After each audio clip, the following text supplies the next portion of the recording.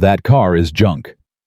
Diana Ashford's voice cracked through the microphone like a whip. She pointed straight at the rusted Mustang. Ladies and gentlemen, I present to you the future of transportation. 50 executives exploded in laughter. The janitor stood frozen near the glass doors, mop still in his hands, gray coveralls stained with bleach. He'd been invisible for 4 years. Not anymore. What Diana didn't know, what nobody in that parking lot knew, was that the man she was humiliating held a master's degree from Stanford. That he'd spent 12 years at NASA designing engines for deep space missions. That his junk car contained technology worth $2 billion. And that her own father had stolen everything from him. The moment Marcus Webb turned that key, Diana Ashford's empire began to crumble. Drop your city in the comments. Let me see how far this story travels. Get him out here, now. Diana snapped her fingers at Derek Manning without looking at him. Her eyes stayed locked on that rusted Mustang in the corner of the lot. Derek hesitated. Diana, he's working. He's just the janitor.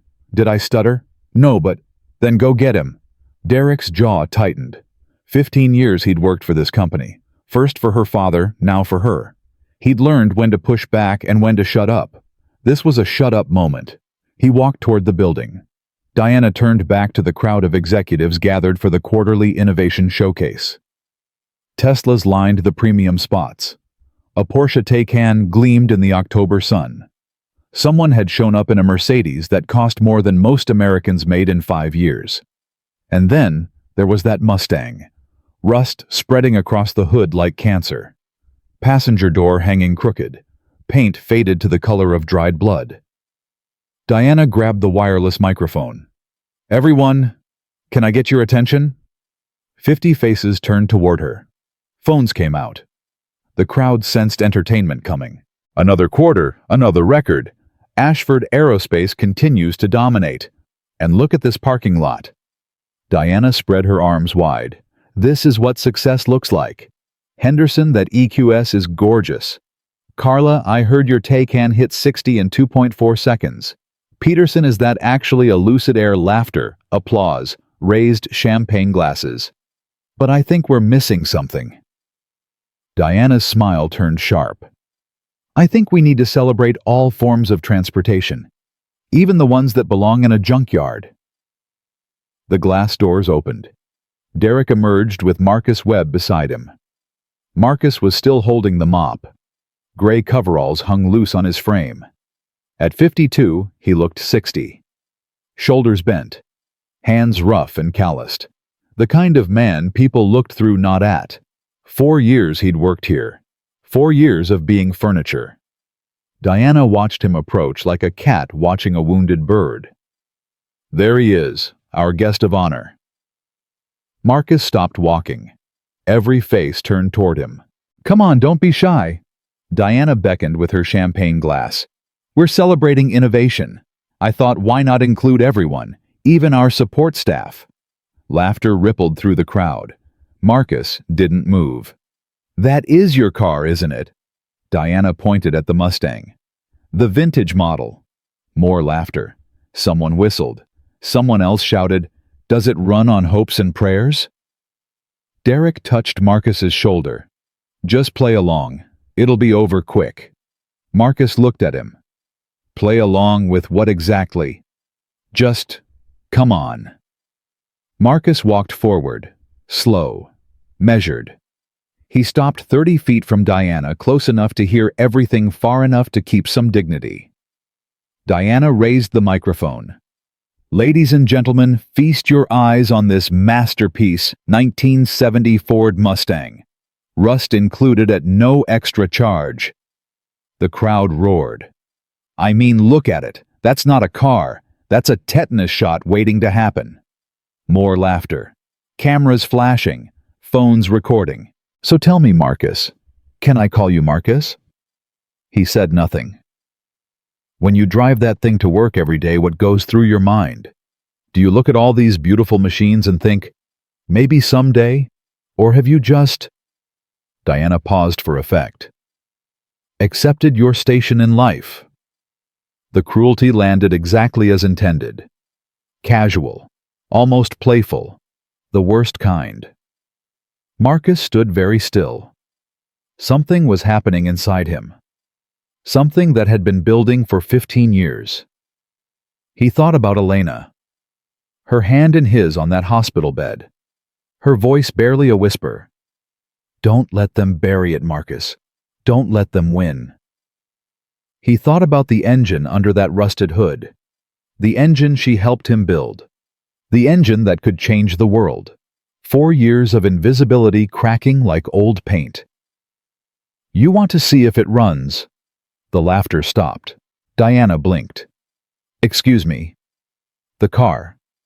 Marcus's voice was steady now, clear. You want to see if it runs? I mean... Diana glanced at Derek, then back at Marcus. Sure, this should be entertaining. Marcus was already walking toward the Mustang. The crowd parted. Whispers started up. What's he doing? Is he serious? Oh, this is going to be good. Marcus reached the car, put his hand on the door handle, metal warm from the sun. He opened the door. The hinges squealed. He slid into the driver's seat. The smell hit him immediately. Old leather, motor oil, and something else. Something only he could identify. Elena's perfume. Faint now. Almost gone. But still there. He gripped the steering wheel. Closed his eyes. I'm sorry, he whispered. I tried to stay invisible, but they won't let me. He turned the key. The engine didn't sputter, didn't cough, didn't wheeze. It sang. A deep, smooth, powerful harmonic rolled across the parking lot. The sound was unlike anything that crowd had ever heard. Not from a car, not from a plane, not from any machine ever built. Pure.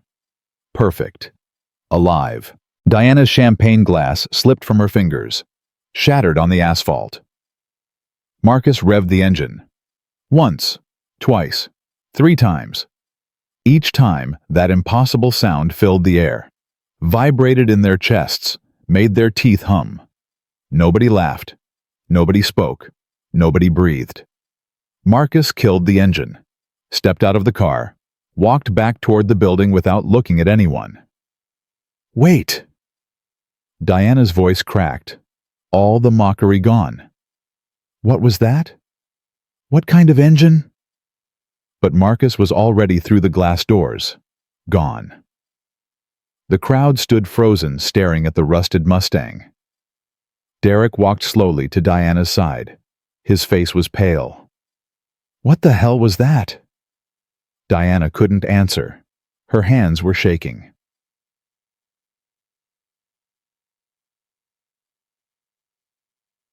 2 a.m. Diana grabbed her phone and called Derek. I need everything on Marcus Webb. Employment history, background check, everything. Derek's voice came thick with sleep. Diana, it's 2 in the morning. Did you hear that engine today? Yeah, it was different. Old car, probably some custom. Different. Diana was already pacing. I've heard engines from Ferrari, from Lamborghini, from military jets that break the sound barrier. I've never heard anything like that. Not once. Not ever. Silence on the line. 6 a.m. My office. Don't be late. She hung up. Sleep wouldn't come. Every time she closed her eyes, she heard that sound. Saw Marcus Webb's face as he walked away. No triumph, no satisfaction, no revenge. Just sadness. Derek was waiting at 5:45. A thin folder sat on Diana's desk. She grabbed it, started reading. Marcus Webb, 52, born in Boston, Irish-American working-class family, bachelor's in mechanical engineering from... She stopped. MIT. Derek nodded. Keep reading. Master's from Stanford. Diana looked up. What the hell? It gets better. After Stanford, he spent 12 years at NASA's Jet Propulsion Laboratory. Propulsion systems for deep space missions. Published papers. Won awards. The guy was a rising star. Diana's coffee cup hit the desk hard. Then what is he doing mopping my floors? That's the thing. Derek leaned forward. 15 years ago, he just disappears, leaves NASA, drops off the grid completely. No publications, no patents, no employment records, nothing. Then 4 years ago, he shows up here with a fake resume listing him as a high school dropout. A fake resume. Nobody investigates janitors, Diana. She stared at the folder. NASA engineer, propulsion specialist, hiding in her building for 4 years, mopping floors, emptying trash, invisible. Why? Derek reached across the desk, handed her an old newspaper article. I found this, from right before he disappeared. The headline punched Diana in the chest. Aerospace engineer's wife loses battle with cancer. A photograph. Marcus Webb, younger, thinner. Eyes hollow with grief. Standing beside a woman in a hospital bed. The woman was smiling. Despite the tubes, despite the shadows under her eyes. Her name was Elena Webb, also an engineer. Dead at 41. Diana read the article twice. 3 times. The couple had been working on something together. Some kind of advanced propulsion system. The article mentioned it briefly. A revolutionary energy recycling engine. But no other details. No patents filed. No follow-up. Like the whole thing just vanished. Diana set down the article. I want surveillance footage. Every camera in the parking lot. I want to see what he does with that car. Derek hesitated. Diana. Do it. The footage arrived that evening. Diana locked her office door. Watched alone. First video, Marcus arriving at 5:30 a.m. Parking in the far corner. Same spot every day. Second video, Marcus leaving at 11 p.m. 3 hours after his shift ended. He didn't go straight home. He walked to the trunk, pulled out a toolbox, popped the hood. Diana leaned closer to the screen. Marcus was working on the engine, adjusting components, connecting wires, checking gauges on a handheld device. This wasn't maintenance. This was engineering. She fast-forwarded through 3 weeks of footage. Same pattern every night.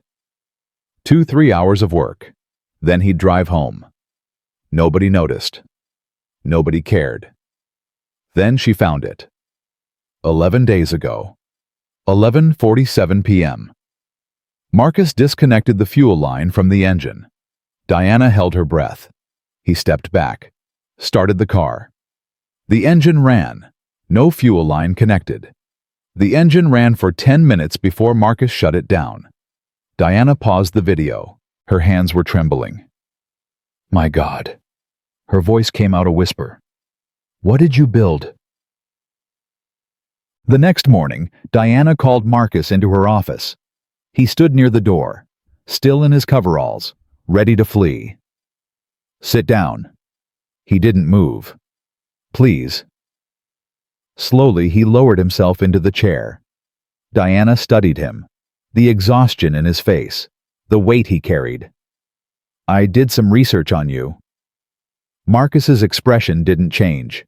MIT, Stanford, NASA. 12 years designing propulsion systems, awards, publications. Diana leaned forward. You were brilliant. You could have worked anywhere. SpaceX, Boeing, Lockheed. Why are you pushing a mop around my building? I needed a job. Bullshit. The word hung in the air. That engine in your car. I've never heard anything like it. Nobody has. Diana's voice hardened. What is it? Just an old car. Then sell it to me. Silence. 50,000, cash, today. No. 100,000. No. 200,000. Marcus stood up. I should get back to work. $500,000. Diana rose from her chair. $500,000 for a rusted piece of junk. Nobody says no to that. Marcus turned to face her. Something shifted in his eyes. The exhaustion replaced by something harder. You don't understand, do you? Explain it to me. That car is all I have left of my wife. His voice was quiet, Sharp. Every time I turn that key, I hear her voice. Every mile I drive, I feel her beside me. You can't buy that. Not for $500,000. Not for $500 million. Diana felt something twist in her chest. She pushed it down. Everyone has a price, Marcus. No. He shook his head. Everyone doesn't. Some things are sacred. But you wouldn't understand that. You've never lost anything that couldn't be replaced. He walked to the door, then stopped. I know who your father was, Diana. She froze. I know what he did. What he built. Marcus's back was still turned. And I know what he destroyed to build it. What are you talking about? He opened the door. Ask yourself why a NASA engineer would spend 4 years mopping your floors. Ask yourself why he'd park that car in your lot every single day. Ask yourself what he was waiting for. The door closed behind him. Diana stood alone in her office. Her father, William Ashford, dead 7 years now. He'd built this company from nothing, left her a fortune, a legacy. But he'd never talked about the early years, never explained where the first patents came from, who he'd worked with before.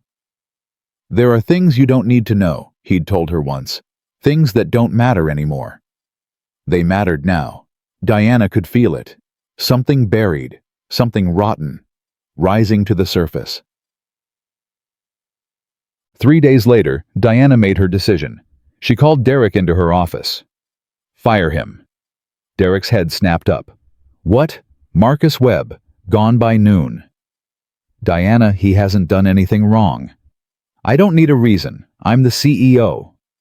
Derek stared at her. Something flickered across his face. Disgust, maybe disappointment. This is a mistake. Did I ask for your opinion? No. But I'm giving it anyway. Derek stood his ground. That man has worked here for 4 years without a single complaint. Whatever's going on with his car, whatever history he has, firing him like this is wrong. And it's going to blow up in your face. Diana's eyes went cold. Are you finished? Diana. Are you finished? Derek held her gaze for 3 long seconds. Then he looked away. Security will escort him out. Make sure he doesn't take anything. Derek walked to the door, stopped with his hand on the handle. Your father did something to that man. I don't know what, but I watched him operate for 20 years, and I know when someone's carrying that kind of weight. He didn't turn around. You're making the same mistakes he did, and one day you're going to pay for it. The door closed. Diana stood at her window and watched the parking lot. At 11:47 a.m., 2 security guards escorted Marcus Webb across the asphalt. He didn't look back, didn't make a scene, just opened the car door, slid into the driver's seat, turned the key. That sound filled the air one last time. Beautiful. Impossible. Alive. Then he drove away. Diana watched until the Mustang disappeared. She thought she'd won. She thought getting rid of him would make the problem disappear. She had no idea she'd just lit the fuse on a bomb that would destroy everything her father built. 6 days. That's how long Diana thought she had control. 6 days of telling herself she'd made the right call. 6 days of pushing Marcus Webb out of her mind. 6 days of pretending that rusted Mustang and its impossible engine had nothing to do with her. Then her phone rang at 3 a.m. Patricia Reeves, head of engineering, the only person Diana actually respected in the entire company. Turn on the news. Channel 4. Now. Diana fumbled for the remote. Her bedroom was dark. The TV flickered to life. A press conference. Small podium. Simple backdrop. Modest production values. And at the center stood Marcus Webb. Diana stopped breathing. He looked different. Clean-shaven. Simple suit. His eyes were clear and focused. The exhaustion replaced by something else. Purpose. His voice came through the speakers calm and measured. I'm pleased to announce that Aurora Dynamics has received federal funding of $22 million for the development of our clean energy propulsion system. Diana's hand went to her chest. This technology, which my late wife Elena and I developed together over 15 years ago, has the potential to revolutionize not just aerospace but transportation as a whole. The camera pulled back to show a room full of reporters, notepads out, recorders running. The Aurora engine is a self-sustaining power system that recycles its own energy output. In laboratory conditions, our prototype has run continuously for 72 hours without any external fuel source. Diana grabbed her phone. Her hands were shaking so badly she could barely dial. Derek answered on the second ring. "You're watching. How is this possible? How does he have federal funding? How does he have a company?" "I don't know. But Diana, he was mopping my floors a week ago." "Diana, listen to me. There's something else." On the TV, a reporter shouted above the others. "Mr. Webb, is it true that this technology was stolen from you 15 years ago?" Diana's blood turned to ice. Marcus paused. His expression didn't change, but something shifted in his eyes. "There will be a time to discuss the history of this technology. For now, I want to focus on the future, on what the Aurora engine can do for the world." He looked directly into the camera. "My wife believed this technology could help people. That's what matters. That's what I'm here to honor." Diana muted the television. "Derek, what did that reporter mean?" Stolen silence on the line. "Derek, I think you need to call Richard Morrison."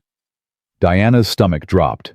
Richard Morrison, her father's oldest friend, the man who'd been there from the beginning, the man who'd given the eulogy at her father's funeral. "Why?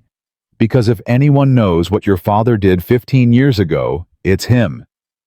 Diana ended the call. She sat in the dark staring at the muted television. Marcus Webb was still speaking, still calm, still measured, still holding a grenade with her family's name on it. She picked up the phone and dialed Richard's number. He answered on the third ring, voice groggy with sleep. "Diana, it's 3 in the morning. Tell me about Marcus Webb." Silence. "Richard, tell me about Marcus Webb." More silence. Then a long, heavy sigh. "How much do you know?" "I know he worked at NASA. I know his wife died. I know he had a technology that someone stole from him 15 years ago." Diana's voice hardened. "What I need to know is whether that someone was my father." The silence that followed felt like it would never end. Finally, Richard spoke. "I think you'd better come to my house. There are some files your father left with me. Files he never wanted you to see." Diana was in her car before he finished speaking. Richard Morrison lived in a mansion in Atherton, 20 minutes from Stanford.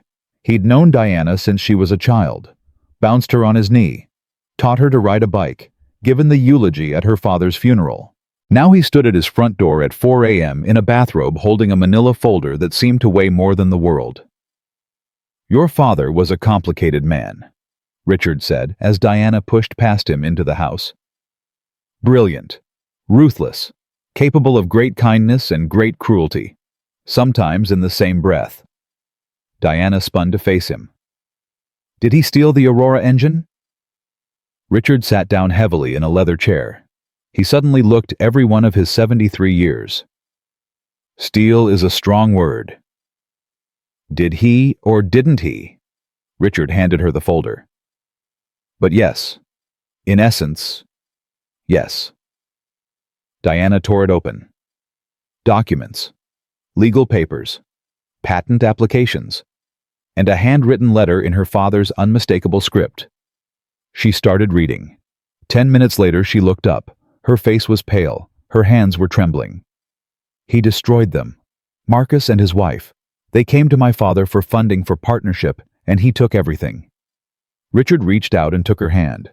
He saw an opportunity.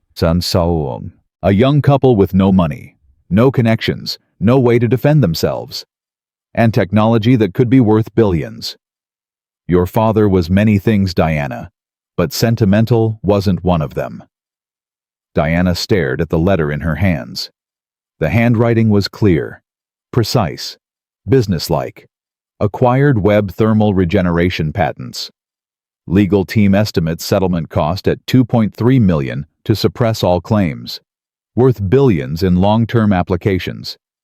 Webb will never recover financially or professionally. Project Aurora terminated. Technology secured. Her father's words, her father's sin, and now his daughter's inheritance. I mocked him. Diana's voice came out broken. I humiliated him in front of the whole company. I fired him, and the whole time he knew what my father did, and he never said a word. The question now, Richard said gently, is what are you going to do about it? Diana looked at the folder, the evidence of her family's betrayal, the truth she could no longer escape. I don't know. She shook her head. I don't know what to do. The sun was starting to rise through Richard's study windows, golden light, like a judgment. There's something else you should know, Richard said. Your father couldn't use the technology. Diana looked up. What do you mean? He had his engineers study those patents for years, built prototype after prototype. Nothing worked. The blueprints were incomplete. Richard leaned forward. Marcus and Elena kept the critical components in their heads, not on paper. Without their cooperation, the technology was useless. So he stole something he couldn't even use. He stole it so no one else could use it. That was enough for him. Diana felt sick. But Marcus still has the original, she said slowly. The working prototype. It's been in his car this whole time. Yes. And now he has federal funding. He has a company. He's going to build it. He's going to change the world with the technology my father tried to bury. Richard nodded. The question is, what are you going to do about it? Diana stood up, grabbed the folder. I need to think. She walked to the door, then stopped. Richard, why are you telling me all this? You could have protected my father's legacy. You could have kept quiet. Richard looked at her with eyes that had seen too much, done too much, regretted too much. Because your father spent his whole life taking things from people who couldn't fight back. He died rich and powerful and completely alone. Richard's voice cracked. I loved him like a brother, Diana, but I'm not proud of what I helped him do, and I won't watch you make the same mistakes. Diana walked out into the morning sun. The folder felt like it weighed 1,000 pounds. She drove back to San Francisco in a daze. The city was waking up around her. Joggers on the Embarcadero, coffee shops opening, normal people living normal lives. She pulled into the Ashford Aerospace parking lot. Empty now. Too early for executives, too late for janitors. Her eyes went to the corner of the lot, the spot where the Mustang used to park. Gone. But not forgotten. Diana sat in her car for a long time, staring at that empty space. Her phone buzzed, then buzzed again, then started ringing. Board members, investors, reporters. She ignored them all. Finally, she got out and walked into the building, past the lobby where Marcus used to mop, past the conference room where she'd held court, up to her corner office with its view of the entire Bay Area. She sat at her desk and opened the folder again. Her father's handwriting stared back at her. Webb will never recover financially or professionally, but he had recovered.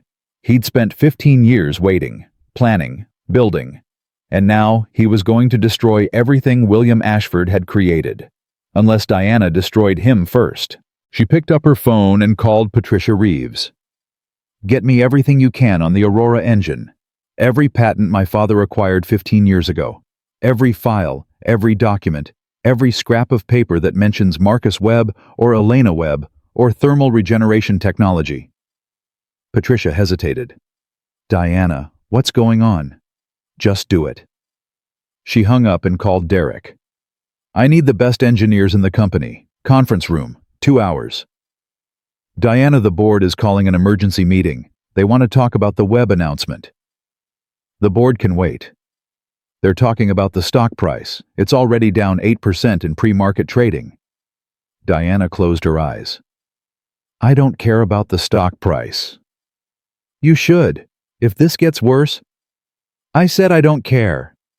Diana's voice cracked. Get me the engineers. 2 hours. And Derek, don't mention any of this to the board. Not yet. She ended the call. For a long moment she sat in silence. Then she opened her laptop and started searching. Aurora Dynamics, federal grant announcements, clean energy propulsion systems. The news was everywhere. Revolutionary engine technology could transform aviation. Former NASA engineer announces clean energy breakthrough. Is this the future of transportation? And buried in the coverage, the question that kept appearing. Who is Marcus Webb, and what happened to his technology 15 years ago? Diana read everything she could find. Marcus had filed for incorporation 3 days after she fired him. The federal grant had been in process for months. He'd been working with government agencies, building relationships, laying groundwork. All while mopping her floors. All while parking that Mustang in her lot. All while watching, waiting, planning. You son of a bitch, Diana whispered. You were never invisible. You were just biding your time.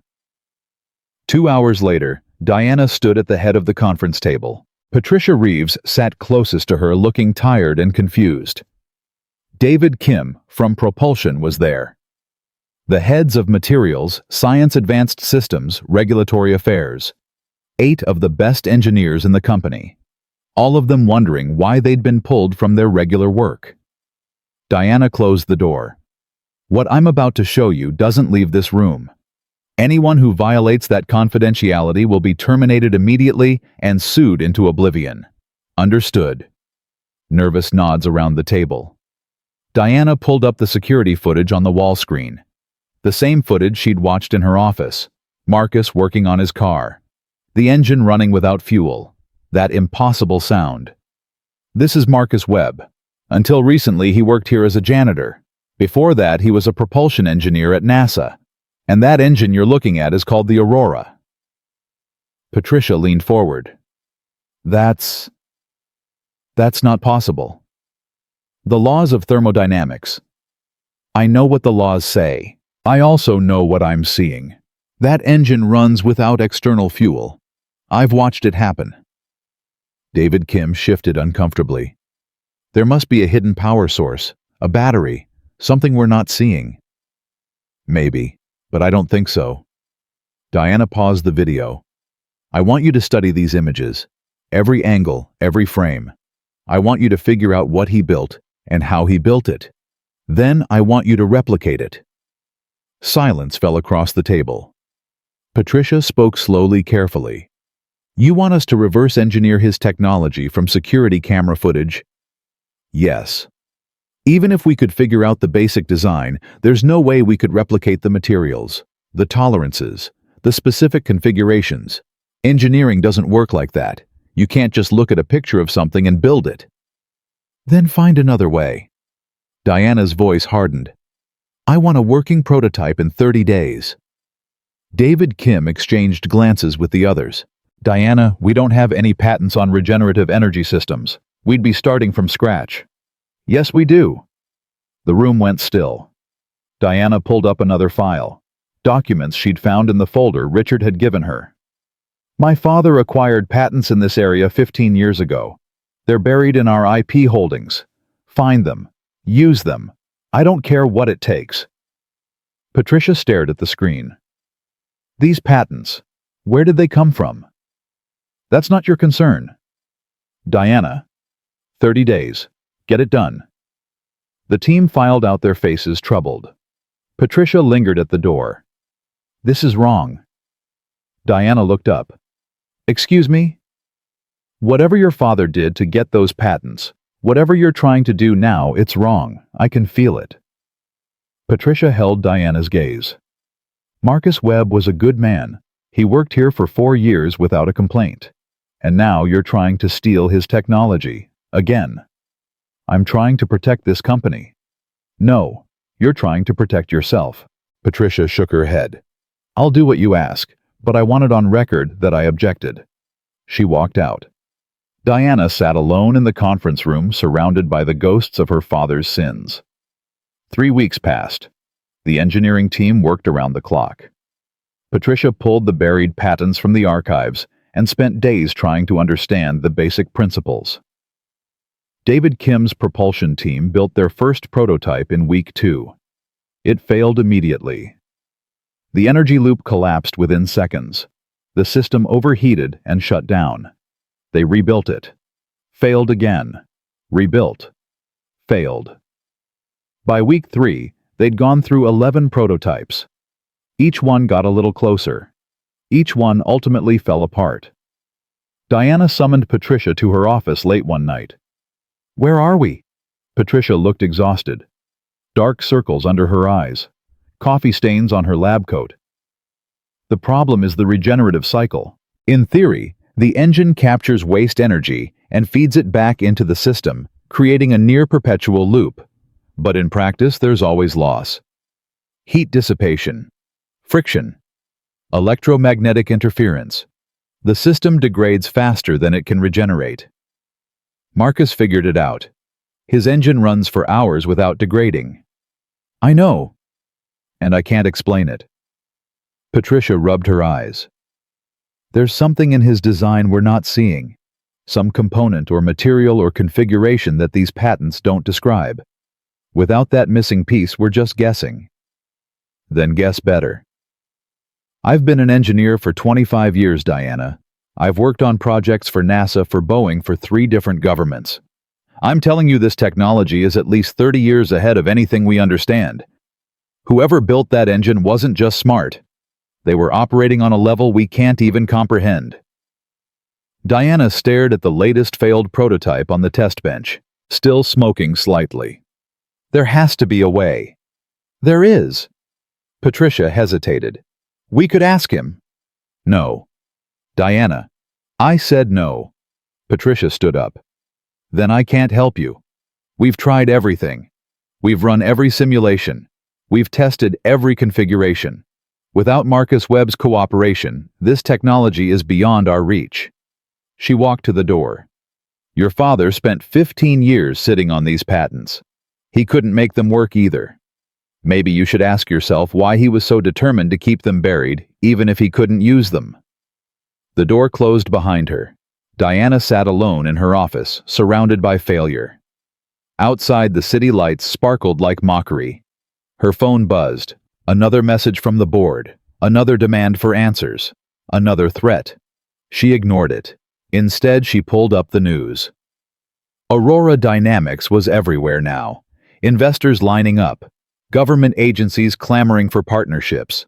Marcus Webb on the cover of every tech magazine. And buried in every article, growing louder every day, the question that wouldn't go away.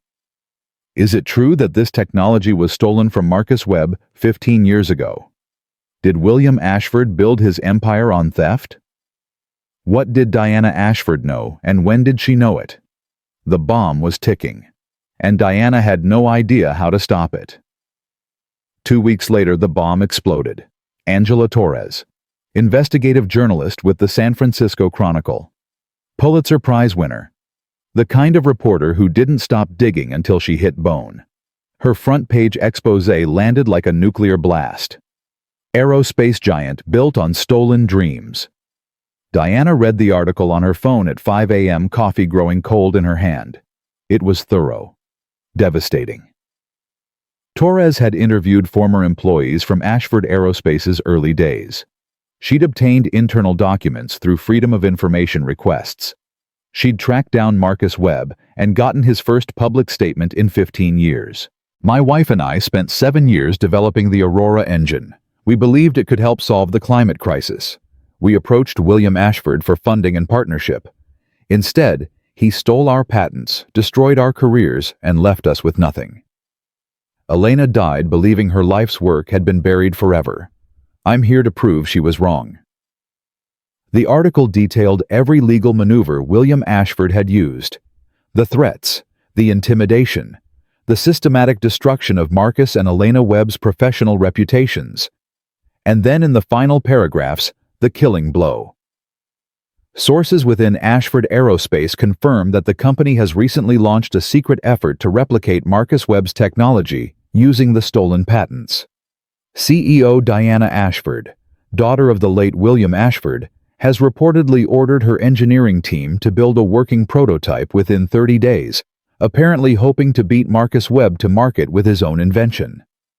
Diana's phone started ringing. Board members, investors, PR consultants. She ignored them all. By 9 a.m., Ashford Aerospace stock had dropped 18%. By noon, 3 major investors had requested emergency meetings. By 5 p.m., Diana's own board of directors had called for her resignation.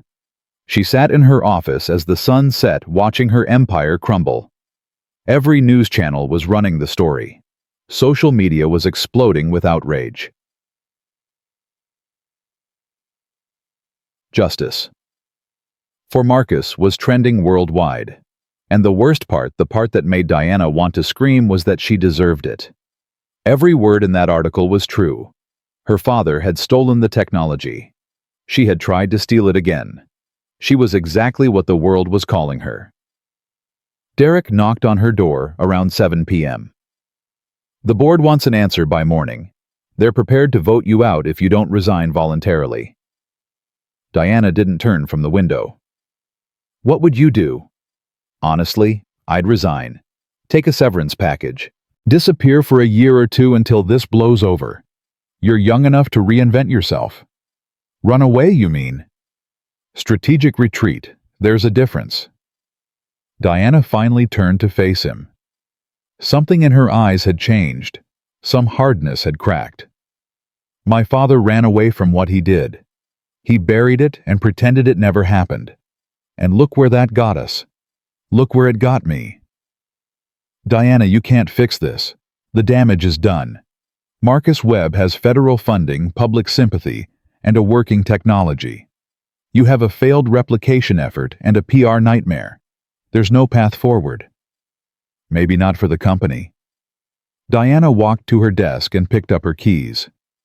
But maybe there's a path forward for me. Derek stared at her. What are you talking about? I'm talking about doing something my father never did, something I've never done. She walked past him toward the door. I'm talking about telling the truth. Diana drove for 45 minutes. Aurora Dynamics operated out of a converted warehouse in Oakland. Modest building, simple signage, small parking lot. Through the window she could see lights burning despite the late hour. Engineers working, machines humming, progress being made. She parked her Mercedes beside the rusted Mustang. For a long moment, she sat there. Gathering courage she wasn't sure she possessed. Then she got out and walked to the front door. It was unlocked. She stepped inside and found herself in a workshop filled with engine parts, diagnostic equipment, and the organized chaos of serious innovation. A dozen engineers looked up from their work, surprised to see a stranger. And at the center of it all stood Marcus Webb. His hands were covered in grease. His eyes were fixed on Diana with an expression she couldn't read. Everyone out? His voice was quiet, but it carried the weight of absolute authority. His engineers hesitated. Now. They filed past Diana without a word, glancing back over their shoulders as they went. In 30 seconds, the workshop was empty. Marcus wiped his hands on a rag, taking his time, letting the silence build. How did you find this place? It's listed in the federal grant documentation, public record. And you came here because... Diana took a breath that felt like it might be her last as the old version of herself. I came to apologize. Marcus didn't move. The word hung in the air between them. Apologize. Like it could fix 15 years of pain. Like it could bring back the dead. I read my father's files. Diana's voice shook despite her best efforts. I know what he did to you. To your wife. I know how he stole your work and destroyed your careers. I know he threatened you with lawsuits you couldn't afford to fight. I know he took everything. Marcus set down the rag. His eyes never left her face. And I'm sorry. Diana felt tears building behind her eyes. Not just for what he did, for what I did. I mocked you in front of the whole company. I tried to buy your car like it was just property. I fired you when you wouldn't give me what I wanted. And then I tried to steal your technology again, just like him. Is this supposed to make me feel better? No. Diana shook her head. This is supposed to be the truth. Something my family hasn't been very good at telling. Marcus leaned against a workbench. For a long moment, he just studied her. Those dark eyes searching for something. Your father came to see me once. Diana held her breath. About a year after he took the patents. Elena was already sick by then. We were drowning in medical bills. Couldn't afford lawyers. Couldn't afford to fight. Marcus's jaw tightened, and he showed up at our apartment in a $3,000 suit offering to make things right. What did he offer? $200,000. Hush money. Sign a confidentiality agreement. Walk away. Never speak of the Aurora engine again. Diana felt sick. Elena was dying. We needed that money. We could have used it for treatment, for comfort, for more time together. Marcus's voice cracked. You know what she said? Diana shook her head. She said, some things are worth more than money. Some things are worth more than survival. If we take his offer, we'll be dead inside long before the cancer finishes me off. Tears were streaming down Diana's face now. She died 3 months later. Marcus's eyes glistened. Never saw a dime of that money. Never saw her work validated. But she died with her integrity intact. I can't give back what my father took. Diana's voice broke completely. I can't bring Elena back. I can't undo 15 years of pain and injustice. But I can stop being the person I've been. I can stop being him. And how exactly do you plan to do that? I don't know yet. Diana wiped her eyes with the back of her hand. I just know I had to start here, with you, with the truth. The workshop hummed around them, machines idling, fluorescent lights buzzing. Marcus was quiet for so long that Diana thought he might just tell her to leave. Then he walked to a shelf and pulled down a thick binder. Its pages yellowed with age. He held it for a moment, weighing it in his hands. You know what I remember most about Elena? Diana said nothing. She believed in second chances, not because people deserve them most of the time they don't, but because she believed that people can change, that the worst version of ourselves doesn't have to be the final version. He held the binder out to Diana. These are the original Aurora engine specifications, handwritten by me and Elena. Everything your father couldn't steal because we kept it in our heads. Diana stared at the binder like it might explode. Why would you give this to me?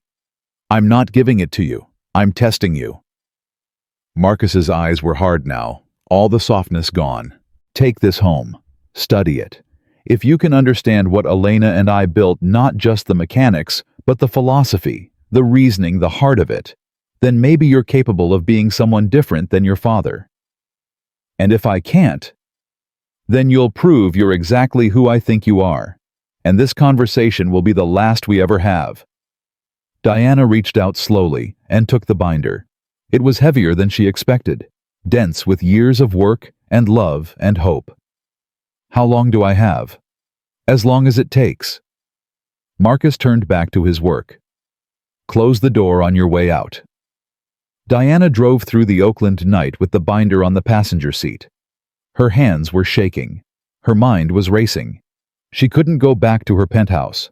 Couldn't face those empty rooms and expensive furniture. Couldn't pretend to be the person she'd been yesterday. She pulled off Highway 101 at a 24-hour diner. Ordered coffee she didn't drink. Opened the binder. The first page hit her like a punch to the chest. In elegant handwriting, a woman's handwriting. Elena's handwriting were the words, "For Marcus. For our future. For everyone who needs light in the darkness." Diana stared at that dedication for a long time. This wasn't just engineering. This was love. This was hope. This was everything her father had tried to destroy and failed. She turned the page and started reading. The mathematics were brutal.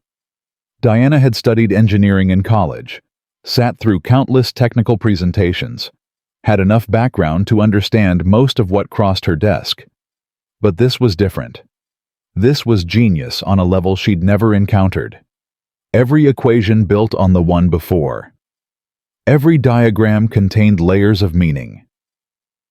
Marcus and Elena hadn't just designed an engine, they'd created a philosophy of energy, a new way of thinking about power and motion and sustainability. By 3 a.m., Diana's head was pounding. She'd filled half a legal pad with notes, most of them questions she couldn't answer. The waitress had refilled her coffee 4 times and was starting to give her concerned looks. Diana didn't care. She kept reading. Around 5 a.m., she found the section labeled Core Principles in Marcus's handwriting. The Aurora engine is not about creating energy from nothing. That's impossible. It's about respect, respecting the energy that already exists, capturing what would otherwise be lost, treating waste as opportunity. Elena always said that the universe doesn't have a scarcity problem. It has a wisdom problem. We throw away more than we use. The Aurora changes that. Diana read those words 3 times, respecting the energy that already exists. She thought about her own life, the energy she'd wasted on appearances, on competition, on proving herself to people who didn't matter, the opportunities she'd thrown away because they didn't fit her image of success, the relationships she'd burned because maintaining them required effort she wasn't willing to give. She'd been living her whole life like a wasteful engine, losing more than she used. The sun was rising by the time she left the diner. She drove to a storage facility in Menlo Park, rented the largest unit available, started making calls. Patricia Reeves answered on the 3rd ring, sounding half asleep. "Diana, what's going on?" "I need equipment, machine tools, diagnostic systems, everything we use for the prototype attempts." "Diana, the board is meeting in 3 hours. They're going to vote you out." "I know. You have to be there. You have to defend yourself." "No, I don't." Diana's voice was steady now, certain. "I'm done defending who I was. I'm going to become someone worth defending." "Diana, send me the equipment, Patricia. I'll pay for it myself." She hung up before Patricia could argue. Over the next 6 hours, Diana transformed the storage unit into a workshop. She maxed out 3 credit cards buying parts and materials, downloaded software, watched tutorial videos, read technical manuals until her eyes burned. At 2 p.m., her phone buzzed with a news alert. Hayes Aerospace Board removes CEO Diana Ashford in unanimous vote. She read the headline, set down her phone, got back to work. The first prototype took 8 days. It was ugly, clumsy. The welds were uneven, the connections imprecise. Diana's hands, soft from years of signing documents and shaking hands at cocktail parties, were blistered and cut. She'd burned herself twice with the soldering iron, hit her thumb with a hammer hard enough to turn the nail black. Spent one entire night crying in frustration when a circuit board she'd assembled over 12 hours turned out to be wired backward. But she kept going. She slept on an air mattress in the corner, ate takeout from the Chinese place down the street, sometimes forgetting to eat at all until hunger made her hands shake. Showered at a truck stop 3 blocks away. Talked to no one except delivery drivers. On day 8, she connected the power cell and turned on her prototype. It ran for 4 seconds before the energy loop collapsed. Diana sat on the concrete floor staring at the smoking wreckage. She went back to the binder, read the section on energy loop stabilization 3 more times, found a notation in Elena's handwriting that she'd missed before. The key is patience. The system needs time to find its rhythm. Don't force it. Guide it. Don't force it. Guide it. Diana thought about how she'd lived her whole life. Forcing, demanding, taking, never guiding, never waiting, never trusting anything to develop naturally. She rebuilt the prototype, took her time, paid attention to the rhythm Elena described. When she connected the power cell again, she didn't slam the switch. She eased it gently, like coaxing a frightened animal. The engine ran for 30 seconds, then 45, then a minute and 12 seconds before it failed. Progress. 3 weeks into her exile, Richard Morrison found her. He stood in the doorway of the storage unit staring at the chaos inside. The scattered tools, the failed prototypes, the sleeping bag in the corner. The woman who used to run a $4 billion company, now wearing stained coveralls and a ponytail, held together with a rubber band. My God! Richard's voice was barely a whisper. What have you done to yourself? Diana didn't look up from the circuit board she was soldering. I'm learning. Learning what? How to destroy your life. I'm not destroying it. I'm rebuilding it. Richard walked closer, stepping carefully around the debris. He picked up Elena's binder, flipped through the pages, set it down. He gave you this. He's testing me. Diana finally looked up. Her eyes were bloodshot, exhausted. But there was something in them Richard had never seen before. If I can build the engine, he'll know I'm serious about changing. And if you can't, then I'll keep trying until I can. Richard sat down heavily on a metal stool. The board is talking about criminal charges. They're saying you orchestrated the cover-up of your father's theft, that you knew about the stolen patents for years, securities fraud, intellectual property theft, conspiracy. You're looking at prison time. Let them charge me. Diana, I don't care anymore. She set down the soldering iron, gave Richard her full attention. I spent my whole life caring about the wrong things, stock prices, board meetings, what people thought of me, what my father thought of me, and where did it get me? I was the CEO of a company built on stolen dreams, and I didn't even know it. She held up the circuit board, examining it in the light. This is real. This work, this challenge. For the first time in my life, I'm trying to build something instead of take something. And even if I fail, even if I go to prison, at least I'll know I tried to be different than him. Richard was quiet for a long moment. Your father would have called you a fool. I know. He would have said you're throwing away everything he built. He built it on lies. It was never worth keeping. Richard reached into his jacket and pulled out an envelope. Before I came here, I liquidated some of my own holdings. Cash. Untraceable. About 80,000. It should keep you going for a while. Diana stared at the envelope. Why? Because I failed your father once. I watched him do terrible things and said nothing. Richard's voice cracked. I won't make the same mistake with you. He pressed the envelope into her hands. Be better than him, Diana. That's all I ask.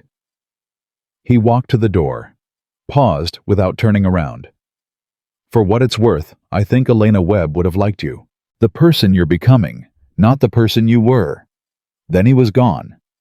Diana sat alone with her work, her binder, her failures, and the ghost of a woman she'd never met. The breakthrough came on day 37. Diana had rebuilt the prototype 9 times. Each version got a little better, ran a little longer.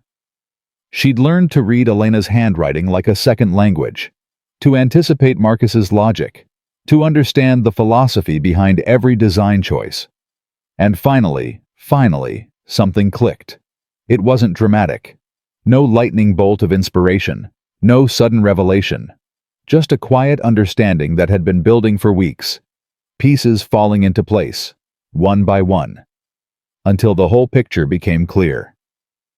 The Aurora engine wasn't just about energy recapture. It was about harmony. Every component had to work with every other component, not against it. The system couldn't be forced or dominated. It had to be balanced, guided, respected, just like Elena had written, Diana made one final adjustment. A small change to the energy flow regulator. Something she'd overlooked a dozen times before. She connected the power cell, held her breath, turned the key. The engine started. Smooth. Quiet. Perfect. Diana watched the diagnostic readouts, waiting for the collapse, waiting for the overheat warning, waiting for failure. 5 minutes passed, 10, 20. The energy loop held. The system recycled its own output, feeding back into itself, sustaining motion without external fuel. It wasn't perpetual. Nothing was perpetual, but it was close, closer than anything she'd ever seen. Diana sat down on the concrete floor and cried. Not from exhaustion, though she was exhausted. Not from relief, though she was relieved. She cried because for the first time in her life, she had built something real, something true, something that mattered. And she cried because she understood now what Marcus had lost. The woman who had written those notes, who had dreamed these dreams, who had poured her heart into this impossible vision. She was gone, and all the money and power in the world couldn't bring her back. Diana cried for Elena Webb, a woman she'd never known and could never thank, and somewhere in those tears she found the person she wanted to become. She called Marcus the next morning. It works. Silence on the other end. The engine. I built it. It's been running for 14 hours. More silence. Did you hear me? I said. I heard you. Marcus's voice was strange, guarded. But something else too. Something that might have been surprise. You actually did it. I want to show you. I want you to see that I understand what you and Elena created. Not just the mechanics, the meaning, the philosophy. Why does that matter to you? Diana gripped the phone tighter. Because I need you to see that I'm not my father. I need anyone to believe that people can change. That I can change.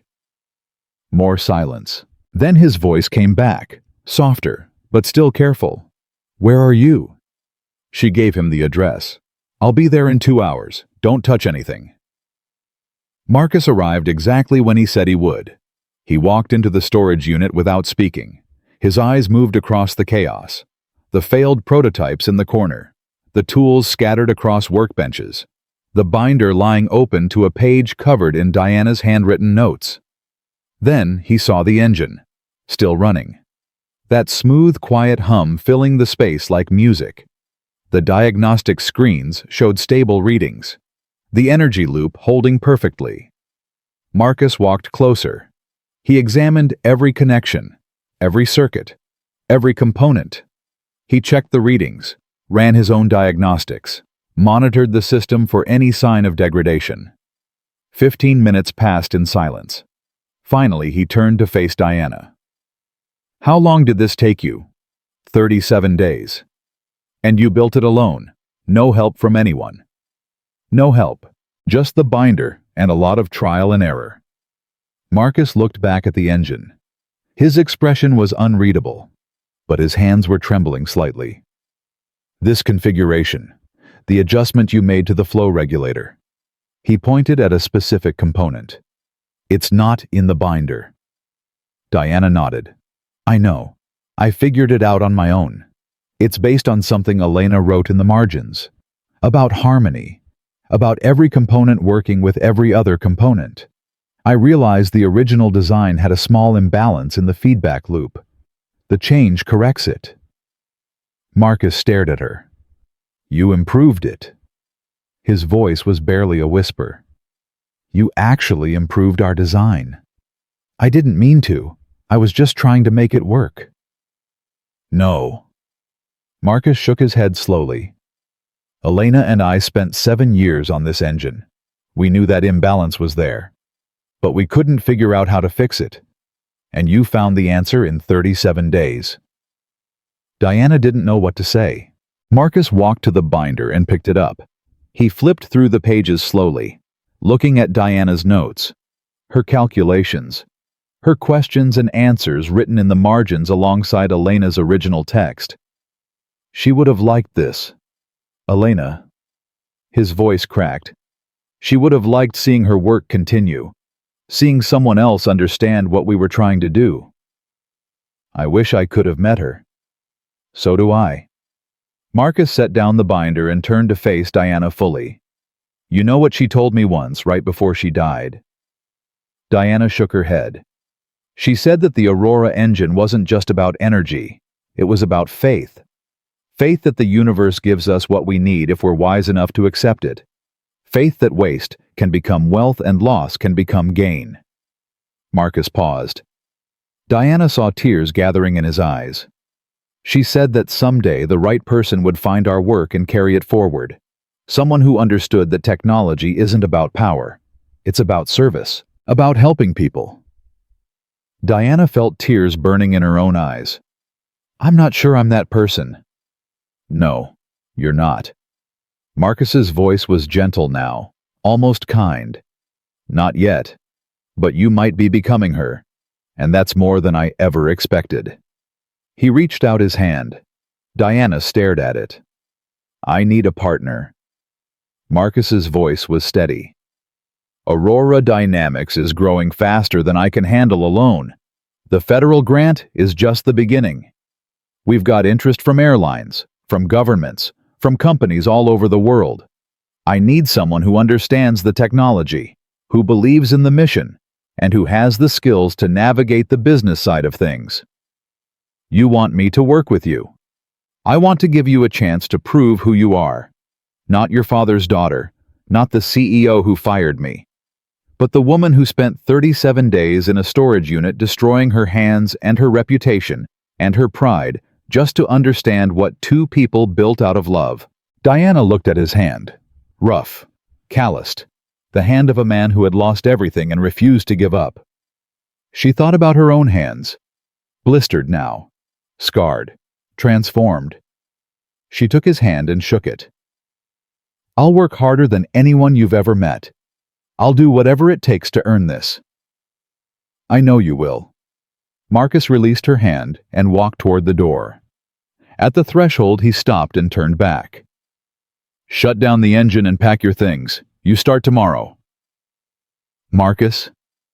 He waited. Thank you for giving me the chance, for believing I could change. For the first time since she'd met him, something that might have been a smile crossed Marcus's face. Don't thank me yet. The hard part is just beginning. Then he walked out into the morning sun. Diana stood alone with the engine and the binder and the future she was finally ready to build. Diana showed up at Aurora Dynamics at 6 a.m. the next morning, 3 hours before anyone else arrived. The door was locked, so she sat on the concrete steps outside and waited. The Oakland fog hung thick over the street. Cold seeped through her jacket. She pulled it tighter and watched her breath form clouds in the morning air. A car pulled into the lot at 6:47. The Mustang, still carrying its impossible secret under that battered hood. Marcus got out and stopped when he saw her. You're early. I couldn't sleep. That'll pass. He walked past her and unlocked the door. Come on. I'll show you where you'll be working. Diana followed him through the workshop past the workbenches and diagnostic equipment to a small office in the back corner. This was supposed to be a supply closet, but we needed the space. Marcus gestured at the cramped room. You'll share it with our CFO, if we ever hire one. Diana looked around. A metal desk, 2 folding chairs, an ancient computer, a single window looking out at the parking lot. The smallest office she'd ever seen. It's perfect. Marcus raised an eyebrow. You used to have a corner office with a view of the entire Bay Area. I used to be a lot of things. Diana set her bag on the desk, met his gaze without flinching. What do you need me to do? For the next 3 months, Diana learned what it meant to build something from nothing. She answered phones when the receptionist was overwhelmed, filed paperwork the government required in triplicate, negotiated with suppliers who didn't return calls because they'd never heard of Aurora Dynamics. She learned to fix the coffee maker when it broke, unclog the toilet when the plumber wanted $300 just to show up, stay late reconciling spreadsheets because they couldn't afford an accountant. The other engineers didn't trust her. They'd all heard the stories. The CEO who mocked their boss in a parking lot. The heiress who tried to steal their technology. They watched her with suspicious eyes, waiting for the mask to slip. Diana didn't blame them. She just kept working, kept showing up at 6 a.m., kept staying until midnight, kept doing whatever needed to be done without complaint. One night, about 6 weeks in, she was alone in the workshop running diagnostics on a new prototype. The building was dark except for her workstation. Everyone else had gone home. Marcus appeared beside her. "It's midnight. Go home." "I want to finish these tests. The Boeing meeting is in 3 days. If we don't have solid data..." "The tests can wait."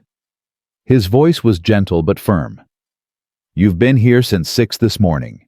You've been here since 6 every morning for 6 weeks.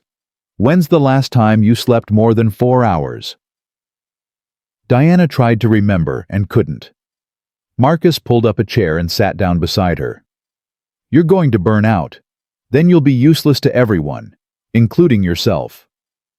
"I can't stop," Diana's voice cracked. "Every time I slow down, I think about everything I did. Everything my father did. I think about how many years you lost because of us. How Elena died without ever seeing her work recognized. I can't just go home and watch TV and pretend everything's okay." Marcus was quiet for a moment.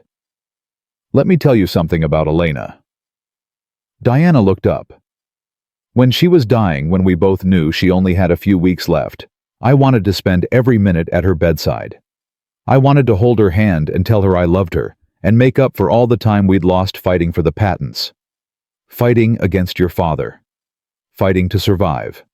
He paused. "You know what she said?" Diana shook her head. "She said, 'Marcus, if you sit here watching me die, you will die too. Not physically, but inside. You'll carry this grief like a weight until it crushes you.'" Marcus's voice cracked. "She made me promise to take breaks, to eat meals, to sleep, to live." Diana felt tears on her cheeks. "She said that guilt is just another form of selfishness. When we punish ourselves, we're making everything about us. Our pain, our redemption, our story. But real change isn't about punishment. It's about service. It's about taking the energy we'd waste on guilt and using it to help someone else." "How do you do that?" Diana's whisper barely carried across the space between them.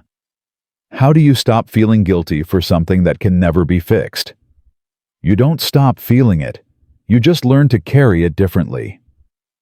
Marcus gestured at the prototype on the bench. "Like the engine. You don't eliminate the waste. You transform it.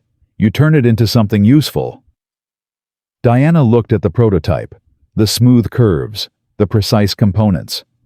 Elena's design improved by Diana's hands carried forward by Marcus's faith. "I don't know if I can do this. Be the person you need me to be. The person Elena would have wanted." "Neither do I." Marcus stood up. "But I'm willing to find out. Are you?" Diana nodded. Marcus walked toward the door, then stopped halfway. "Go home. Get some sleep. Come back tomorrow, ready to transform your waste into something useful." Something shifted between them in that moment. Not romance, not yet, but the foundation of trust that would make romance possible. The Boeing meeting changed everything. Diana had spent weeks preparing. Financial projections, technical specifications, market analyses, risk assessments. She'd rehearsed her presentation until she could deliver it in her sleep. But when the Boeing executives walked into the Aurora Dynamics workshop, led by a silver-haired woman named Catherine Wells, who looked like she'd forgotten more about aerospace than most people would ever learn, they didn't want PowerPoint slides. "We've read your materials." Catherine's voice carried the weight of 32 years in an industry that didn't suffer fools. "Impressive numbers. But numbers can be manipulated. Show us something real." Marcus looked at Diana. Diana looked at the Mustang. "Follow me." She led the Boeing team outside to where the car sat in the morning sun. rust gleaming, paint faded, looking like something that belonged in a junkyard. Catherine Wells wrinkled her nose. "This is your demonstration. This is the original. The first Aurora engine ever built. It's been running for 15 years in this car. It's survived cross-country trips, California summers, freezing winters. It's never needed a major repair." Diana paused. "And it's never needed fuel." Never needed fuel. Catherine's skepticism came through sharp and clear. "That's quite a claim." "Watch." Diana opened the hood. The Boeing engineers crowded around examining the components. Diana pointed out the energy recapture systems, the regenerative loops, the harmonized flow regulators she'd refined in that storage unit. Marcus connected the monitoring equipment, while Diana climbed into the driver's seat. She turned the key. The engine sang. That perfect, impossible sound filled the parking lot. The Boeing engineers stared at their tablets, watching the data flow, energy in, energy recycled, energy out. A loop that sustained itself, that grew stronger over time instead of weaker. One of the engineers whispered something that sounded like prayer. "That's not possible." And yet, Diana's response came quiet but absolute. "There it is." The demonstration lasted an hour. Diana answered every question, explained every component, walked through every technical detail without overselling or exaggerating. She just told the truth about what Marcus and Elena had built, and what it could do. When it was over, Catherine Wells stood in silence for a long moment, staring at the Mustang. "I've been in this industry for 32 years. I've seen a lot of people promise miracles. Most of them were lying. A few were delusional." She shook her head slowly. "But this is real. It's real, and we're ready to scale it." Catherine turned to face Diana fully. "I know who you are, Miss Ashford. I know what your father did. I know what you did. There are people at Boeing who think we shouldn't be anywhere near you or this company." Diana's stomach tightened, but she held Catherine's gaze. "What do you think?" "I think people can change. I think technology doesn't care about politics or history or family legacies." Catherine extended her hand. "Boeing is prepared to offer an exclusive partnership agreement. $10 billion over 5 years. In exchange for first-mover access to the Aurora technology." $10 billion. Diana felt dizzy. This was more money than she'd ever handled at Ashford Aerospace, more than her father's entire company had been worth when he died. But it wasn't the money that made her hands shake. It was the validation. The proof that Elena's dream could survive, could flourish, could change the world exactly the way she'd hoped. "We'll need to discuss terms, of course." Diana shook Catherine's hand. "Of course." Catherine's grip was firm, her eyes harder than steel. "But Diana, don't make us regret this. There won't be a second chance." 3 weeks after the Boeing deal was announced, Diana called a press conference. She stood backstage in a modest conference center in downtown San Francisco. Simple black suit, no jewelry, nothing that would remind anyone of the woman she used to be. Her hands were shaking. Marcus stood beside her, close enough that their shoulders almost touched. "You don't have to do this. We could settle the lawsuit privately. Find another way." "No." Diana shook her head. "I spent my whole life hiding from hard truths, running from my father's shadow, pretending I could inherit his success without inheriting his sins. That ends today." "Are you scared?" "Terrified." Diana laughed, and it came out shaky but real. "But Elena was right. Guilt is just another form of selfishness. I've been so focused on my own redemption that I forgot about everyone else who was hurt. The investors who trusted Ashford Aerospace, the employees who lost their jobs." She turned to face Marcus fully. "You, the man who lost 15 years of his life. If I can't face the truth in public, then everything I've done in the past 6 months is just performance." Marcus reached out and squeezed her hand. For what it's worth, I don't think it's performance. I think you've actually changed. How can you tell? Because the Diana Ashford I met a year ago would never be shaking before a press conference. She was too sure of herself, too armored. His eyes softened. The woman standing here right now is vulnerable, real. He released her hand, but the warmth lingered. Elena always said that vulnerability is the price of transformation. If it doesn't scare you, it isn't real change. The stage manager appeared at Diana's elbow. Ms. Ashford, they're ready for you. Diana took a deep breath. Wish me luck. I don't believe in luck. I believe in choices. Marcus's voice was steady. Go make the right one. The conference room was packed. Journalists, investors, industry analysts, lawyers. Everyone who mattered in the aerospace world had come to hear what Diana Ashford had to say. Diana walked to the podium, set her notes down, looked out at the crowd, then pushed the notes aside. I had a speech prepared, 3 pages of carefully worded statements designed to minimize legal liability and protect my reputation. She paused. But I've decided to do something different. I've decided to tell you the truth. The room went completely still. 15 years ago, my father, William Ashford, founder of Ashford Aerospace, stole revolutionary technology from 2 young engineers named Marcus and Elena Webb. He used lawyers and threats and his superior resources to take their patents, destroy their careers, and bury their work. Gasps rippled through the crowd. Keyboards started clicking. I didn't know about this until recently, but ignorance isn't innocence. I benefited from what my father did. I built my career on his stolen success. And when I finally learned the truth, my first instinct was to do what he would have done. To steal from Marcus Webb again. To take the Aurora engine technology and claim it for Ashford Aerospace. Diana paused. Let the confession settle. I was wrong. I was so wrong.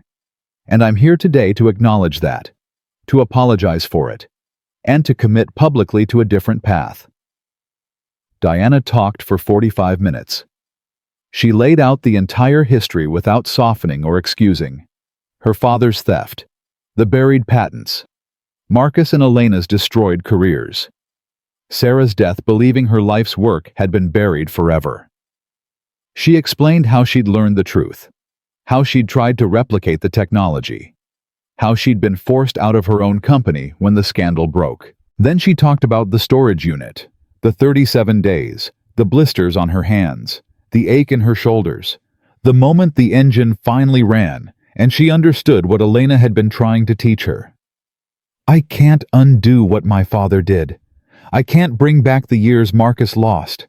I can't give Elena the recognition she deserved while she was alive. Diana's voice cracked. But I can do something he never did. I can tell the truth. I can use whatever influence I have left to make sure the Aurora technology reaches the people who need it. I can spend the rest of my life trying to deserve the second chance I've been given. She looked directly into the cameras. To everyone who was hurt by my father's actions, I'm sorry. To Marcus Webb, who showed me grace when I deserved condemnation, thank you. And to Elena Webb, who I never had the honor to meet, I promise you that your dream will not be buried again. Your work will change the world, and everyone will know your name. Diana stepped back from the podium. The room erupted with questions, hostile and sympathetic voices overlapping. She answered them, one by one, for an hour, hiding nothing, deflecting nothing.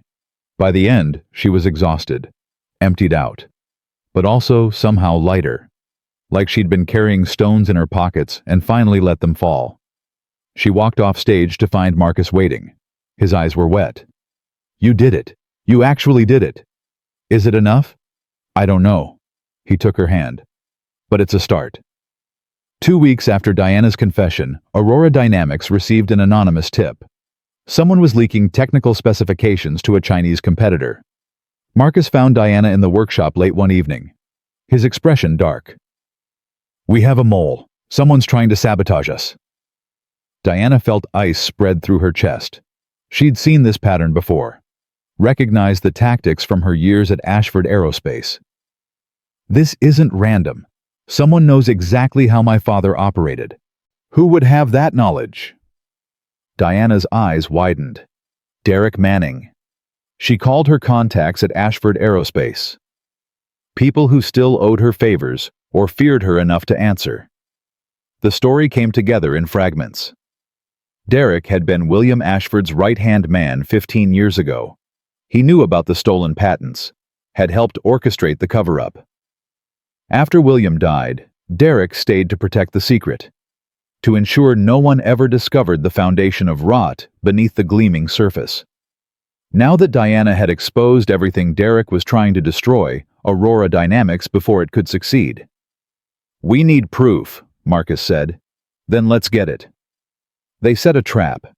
A fake technical meeting where Diana mentioned a breakthrough that didn't exist. That night, they watched the security footage as Derek Manning broke into the workshop, photographed documents, planted malware on computers. They had him. The next morning, Diana walked into an Ashford Aerospace board meeting uninvited. The current board, the people who'd voted her out, looked up in shock as she entered with Marcus beside her. "I'd like to introduce someone who was there from the beginning." Diana held up a tablet. "Derek Manning, my father's accomplice in the theft of Aurora technology." She played the footage, showed the documents, laid out the email trails and offshore payments Derek had been receiving from companies trying to steal Aurora's secrets. Derek tried to deny it, his voice rising in desperation. "This is ridiculous. You're desperate. You're trying to deflect from your own failures. These are your emails to a Chinese competitor." Diana's voice was cold. "These are your payments from offshore accounts. You helped my father steal from Marcus Webb. And when I tried to make it right, you tried to destroy us." Security was already moving. Board members sat stunned as Derek was escorted out in handcuffs. At the door, Derek turned back, his face red with rage. "Your father would be ashamed of you, Diana." "Good." Diana's response came without hesitation. "I'm ashamed of him too. That's the difference between us." After Derek's arrest, the remaining Ashford Aerospace board members approached Diana with an offer. They would settle all claims, provide resources to Aurora Dynamics, license the Aurora technology, pay royalties. The company that had stolen the engine would now pay for the privilege of using it. Diana looked at Marcus. "What do you think?" "I think Elena would say that justice isn't about revenge. It's about making things right." They accepted the settlement. Money that would fund research and development for years. Money that would ensure Aurora technology reached the people who needed it most. Money that transformed theft into restitution. But something else was happening too. Something quieter. Marcus's daughter Sophie and Diana's daughter Mia had encountered each other at Aurora Dynamics after school one afternoon. Sophie was 14, smart and serious, carrying her mother's curiosity about how things worked.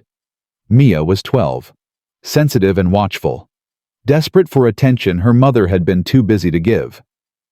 They bonded over shared experience, the strangeness of having a single parent who worked too much, the loneliness of homes that felt empty, the confusion of watching their parents transform into different people.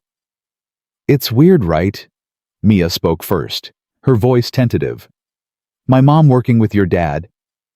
Sophie shrugged in the way teenagers did when pretending not to care about something that mattered deeply. "Yeah, but weird isn't always bad. Your mom works harder than anyone I've ever seen." Sophie paused. "And she talks about my mom like she really cares." Diana was walking past when she heard their voices. She stopped, hidden from view, listening. "Does your dad hate my mom?" Sophie considered this carefully. "I don't think so. I think he's scared. Scared of trusting someone again. Scared of letting someone new into our lives. It was just him and me for so long. My mom's scared too." Mia's voice was so quiet, Diana almost couldn't hear it. "She's different now. She smiles more. Real smiles. I haven't seen her like this since Dad died." Diana felt tears burning in her eyes. She'd been so focused on redemption and work and proving herself that she hadn't realized how much Mia had been watching, hoping, waiting for her mother to come back from wherever she'd been lost. That night, Diana went home early for the first time in months. She found Mia in her room doing homework with headphones on. Diana knocked gently. Mia pulled off the headphones, surprise crossing her face. "You're home?" "I am." Diana sat on the edge of the bed. "Want to get dinner? Just us. No work, no phones. Just you and me." Mia's smile was like sunrise breaking through fog. "Really? Really? I'm sorry I've been absent. I'm sorry I made you feel invisible. That ends now." They went to a small Italian place Mia loved, the kind of restaurant Diana never would have chosen before because it didn't impress anyone important. They talked about school, about friends, about Mia's fear that she wasn't smart enough, wasn't interesting enough, wasn't enough. Diana held her daughter's hand across the table. "You are more than enough. You've always been enough. I was just too blind and too broken to see it, but I see you now, and I'm never looking away again." Meanwhile, Marcus was having a similar conversation with Sophie in their small apartment. They sat on the worn couch that had been Elena's favorite, eating Chinese takeout from containers. "I like Diana."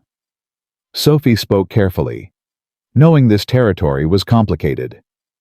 "I know what her father did to you and Mom, but she's not him. She works harder than anyone, and she talks about Mom like Mom mattered." Marcus was quiet for a long moment. "She does matter, and yes, Diana is different. She's trying very hard to be different." Sophie hesitated, then pushed forward. "Dad, you haven't been happy in a long time. Not really happy. But lately you smile more. You laugh. You're lighter." She met his eyes. "Is that because of her?"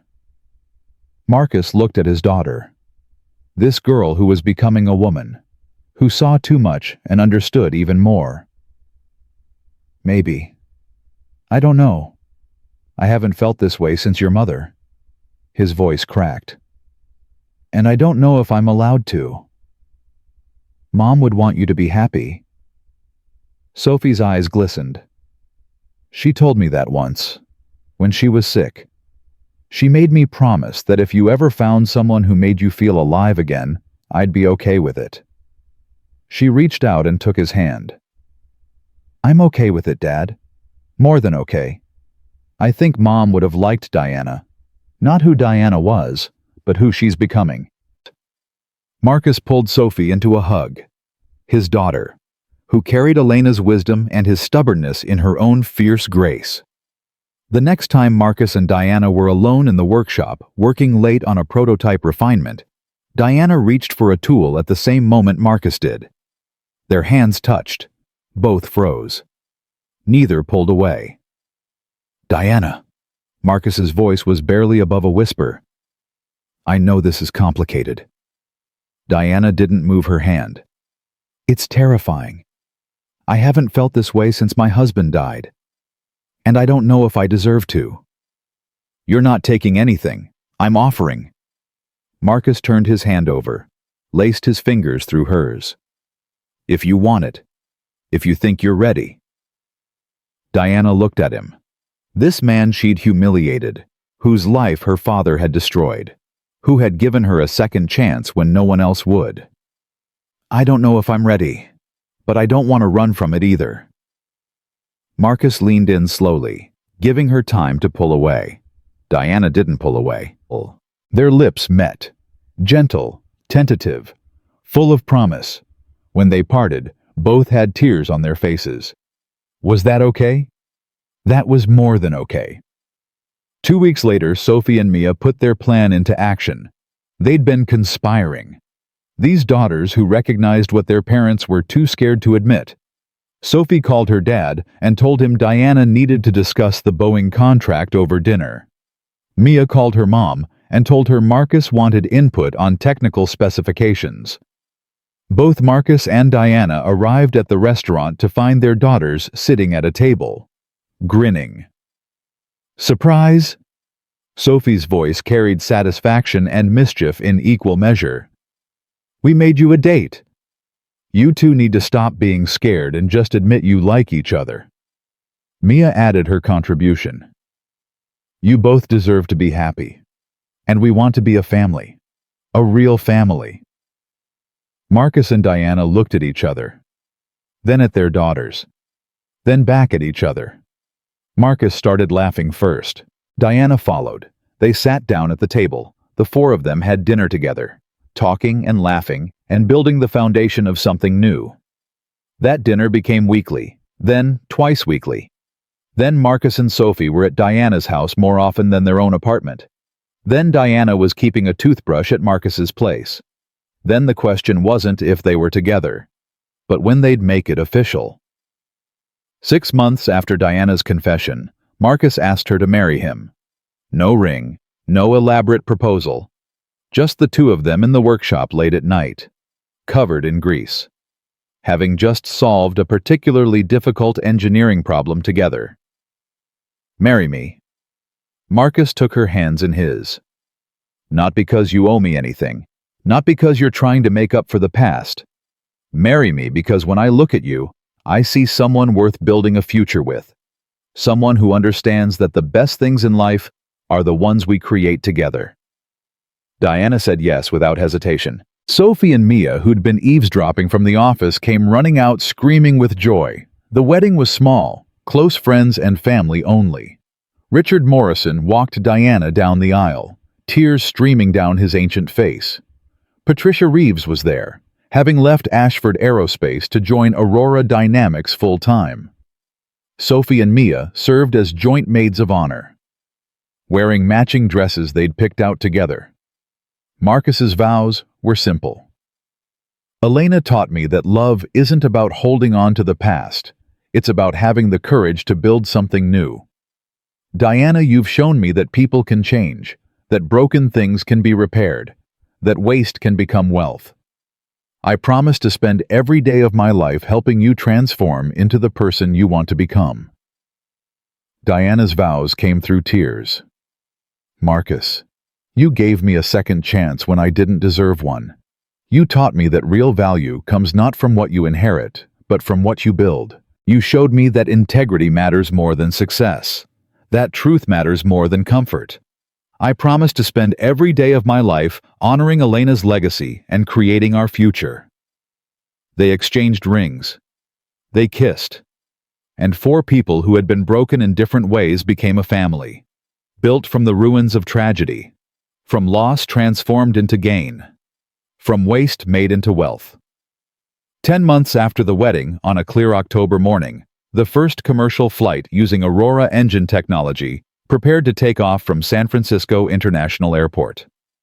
Diana stood on the observation deck with Marcus, Sophie, and Mia, all 4 holding hands. The fog had burned off early, leaving the sky impossibly blue, the kind of sky that made you believe anything was possible. The Boeing 787 had been retrofitted with Aurora propulsion systems, painted in a special livery for the occasion, deep blue with gold accents, and on the tail, a single word in elegant script: Elena. Marcus saw the name and started crying immediately. Diana put her arm around him. "You didn't have to do that. Name it after her." "Yes, I did." His voice broke on the words. "This is her achievement, her legacy. The world needs to know who made this possible."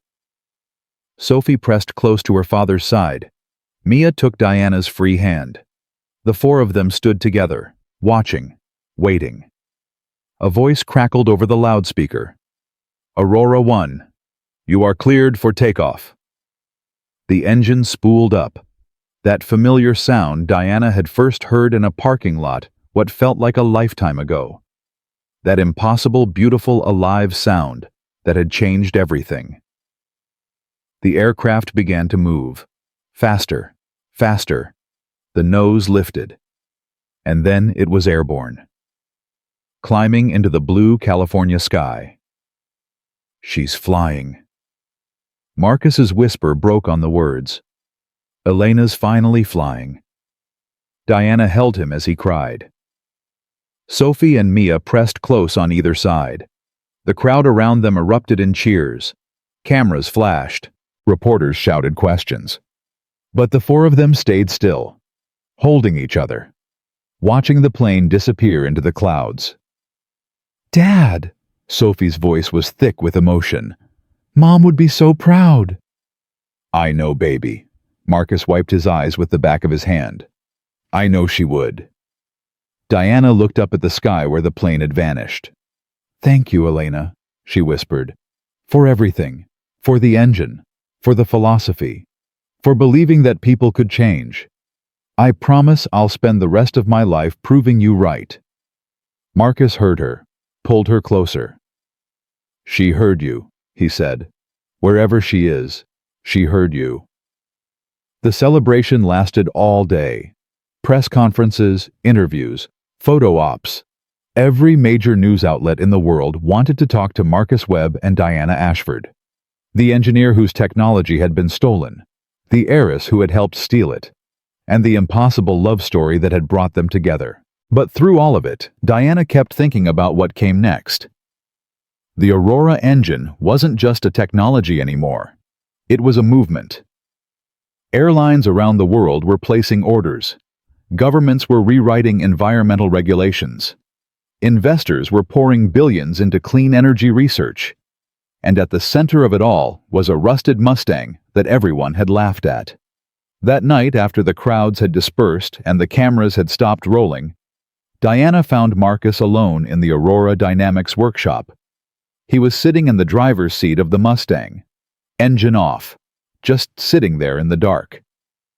Diana opened the passenger door and slid in beside him. "You okay?" "I don't know." Marcus stared at the steering wheel. "I've been waiting for this day for 15 years, dreaming about it, fighting for it. And now that it's here, it feels different than you expected. It feels empty." His voice cracked. "She should be here, Diana. Elena should be sitting in this seat, not me. She was the one who believed. She was the one who never gave up. Even when I wanted to quit, even when I wanted to burn the patents and walk away, she kept pushing, kept dreaming, kept working." Diana reached over and took his hand. "She is here. Every time that engine runs, she's here. Every plane that takes off with Aurora technology, she's flying it. You didn't just build a machine, Marcus. You built a monument to her. And now the whole world knows her name." Marcus turned to look at her, tears streaming down his face. "How did you know that first time you came to the workshop, when I gave you the binder? How did you know you could do it?" "I didn't." Diana laughed softly. "I was terrified. I thought I'd fail. I thought you'd send me away and I'd spend the rest of my life proving that I was exactly like my father." "So, what made you try?" Diana thought about that question. Really thought about it. "Elena," she finally said. "Not you. Not the technology. Not even redemption. It was Elena. Her words in that binder. Her philosophy. Her belief that the universe doesn't have a scarcity problem. It has a wisdom problem. When I read that something clicked, I realized that my whole life I'd been living in scarcity. Taking because I was afraid there wouldn't be enough. Hoarding because I thought that was the only way to survive. But Elena saw the world differently. She saw abundance everywhere. And I wanted to see it too." Marcus squeezed her hand. "She would have loved you." "You've said that before." "I'll keep saying it until you believe it." Diana leaned her head on his shoulder. "I believe it now." They sat in the Mustang for a long time. Not talking. Just being together. Two people who had found each other through tragedy and betrayal and impossible odds. Finally, Marcus spoke. "There's something I want to do. Something I've been thinking about for a while." "What?" The National Museum of American Innovation wants to create a permanent exhibit honoring the Aurora engine. They want to display the original prototype. Diana sat up. The Mustang? Yes. Marcus, this car is your whole life. It's your connection to Elena. You can't just give it away. I'm not giving it away. I'm sharing it. Marcus turned to face her fully. That's what Elena would have wanted. She didn't build the Aurora engine for us. She built it for everyone. And everyone deserves to see where it came from. To understand that the most valuable things aren't always shiny and new. Sometimes they're rusted and old and hidden in plain sight. Diana felt tears burning in her eyes. Are you sure? I'm sure. Marcus nodded slowly. But I want you there, at the unveiling.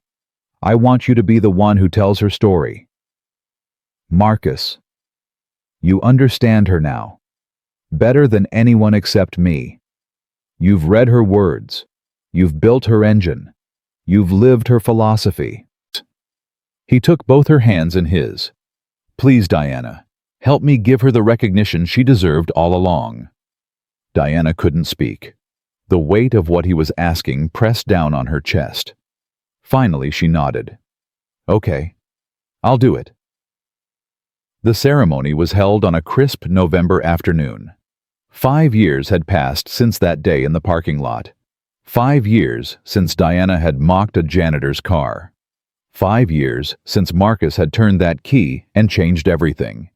The National Museum of American Innovation had recreated a version of the Aurora Dynamics workshop, complete with workbenches and diagnostic equipment. The smell of motor oil and possibility.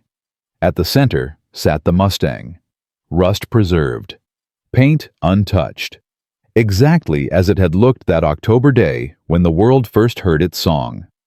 A bronze plaque stood beside it. Diana read the words aloud during her speech to a crowd of hundreds. This vehicle carried a revolution. For 15 years, it transported a dream that powerful forces tried to destroy.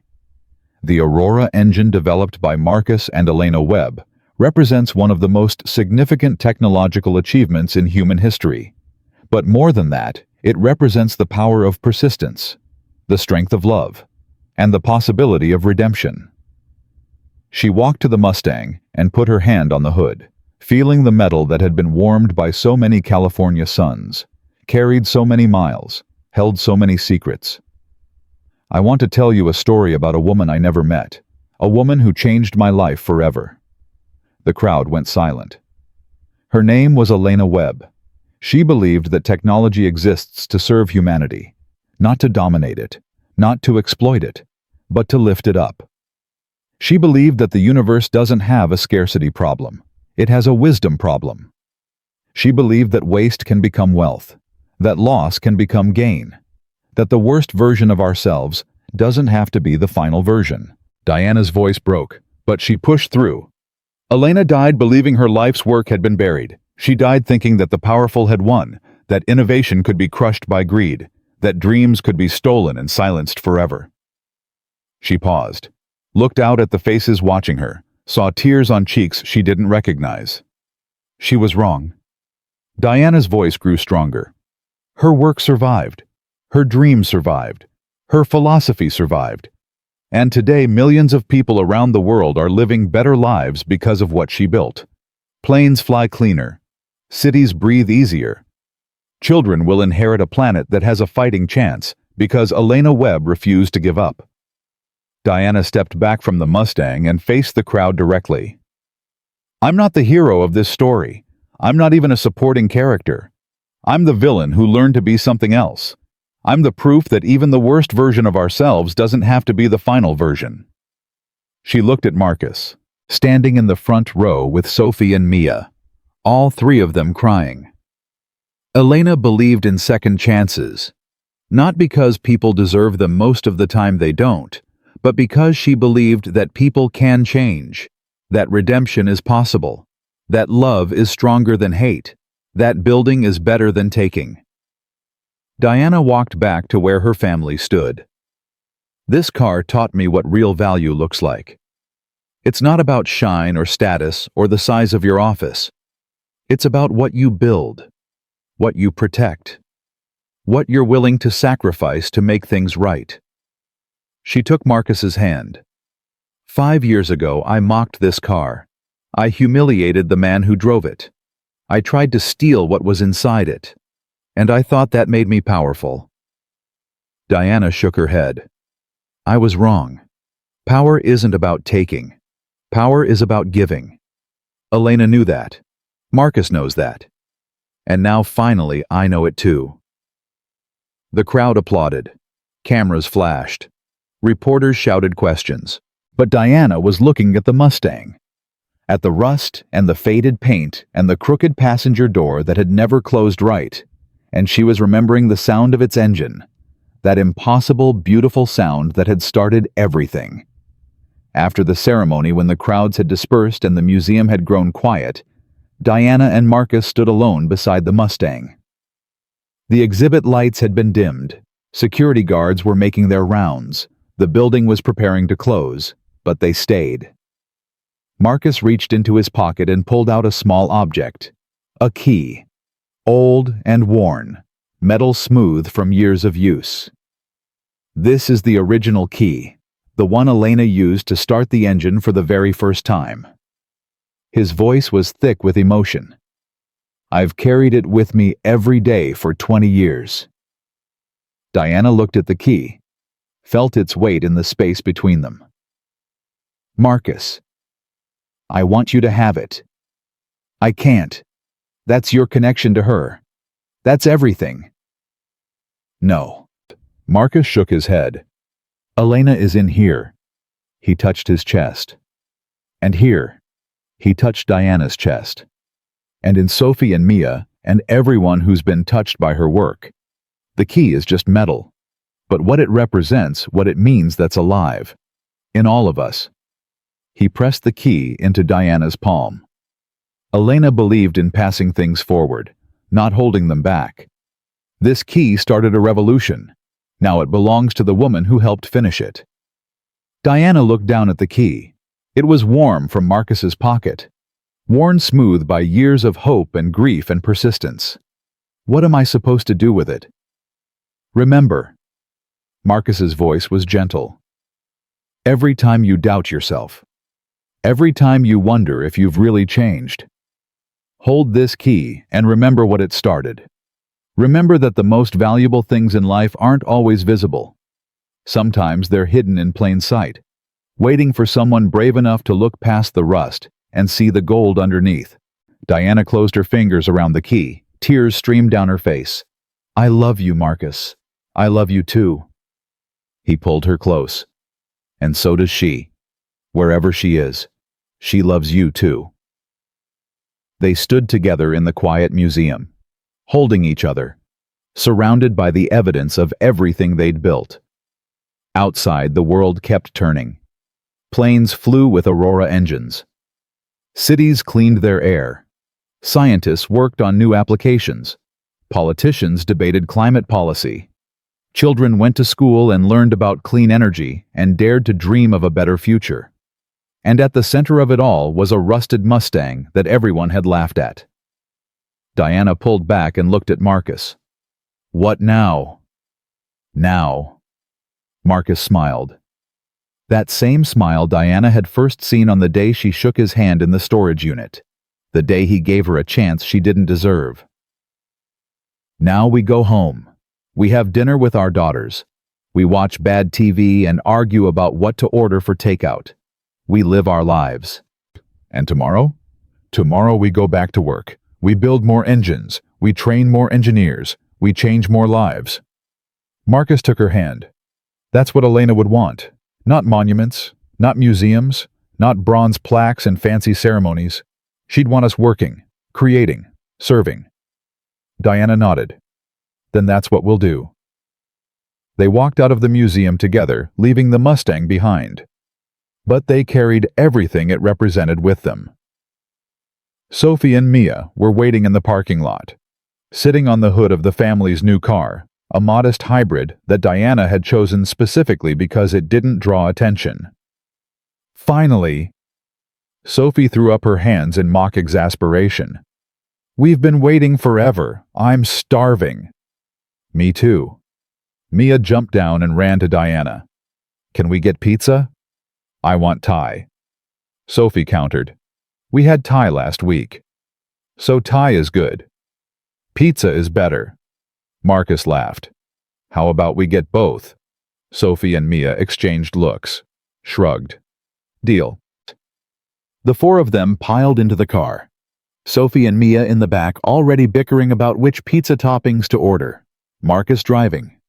Diana in the passenger seat, still holding Elena's key in her closed fist. As they pulled out of the parking lot, Diana looked back at the museum. The lights were going out one by one. Security guards were locking doors.